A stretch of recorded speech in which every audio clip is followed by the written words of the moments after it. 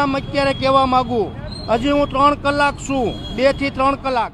મિત્રો તમને ખબર જ હશે કે ઘણા દિવસથી આ કીર્તિ પટેલ અને લાલ આહિરનો વિવાદ હાલી રહ્યો છે। તો મિત્રો તમને ખબર છે કે કીર્તિ પટેલ સુરતમાં રહે છે। હા તો મિત્રો કાલ લાલભાઈ આહિર સુરતમાં ગયા અને ત્યાં એમણે એડ્રેસ આપ્યું અને કીર્તિ પટેલને ઓપનમાં ચેલેન્જ આપી છે। એમણે એમ કહ્યું કે હું હજી 2-2.5 કલાક સુરતમાં જ છું, જેને આવવું હોય તે આવી જાજો, અને તેમણે એડ્રેસ પણ આપ્યું અને એડ્રેસ હતું કામરેજ ચોક। તો તેમણે એમ પણ કહ્યું કે હું લાઈવ નથી આવતો, એનું એક કારણ છે કે મારી જૂની આઈડી હતી એ ઉડી ગઈ છે અને આ નવી આઈડી છે, એના માટે આમાં લાઈવ છે વાત। અત્યારે સુરતની અંદર કામરેજ છોકરી છે ન્યા છું, તે પણ મનની મનમાં ન રહી જાય।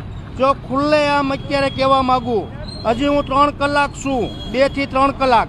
આ જો કામરેજ જોઈ લો।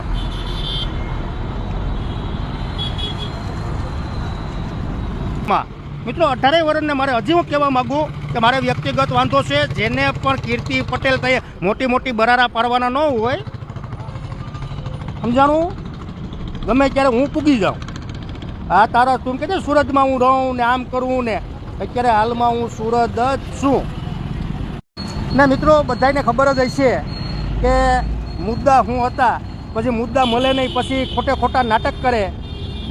આપણે જેટલા મુદ્દા હતા એટલા આપણે મુદ્દા પાસ કર્યા। 18 વર્ષને ખબર છે ને 18 વર્ષને સપોર્ટ આપ્યો, એ બાબત ઉપર ખૂબ ખૂબ ધન્યવાદ બધાનો। ને મિત્રો હજી હું કહી દઉં કે હજી હું સુરત કામરેજ છોકરીએ જ હું છું, એટલે હજી ખુલ્લે આમ મારે કહેવાનું કોઈની મનની મનમાં ન રહી જાય। હું કાલે નીકળો તો ત્યારે પણ મેં કીધું તું તો સુરત હો। હા, જય શ્રી રામ।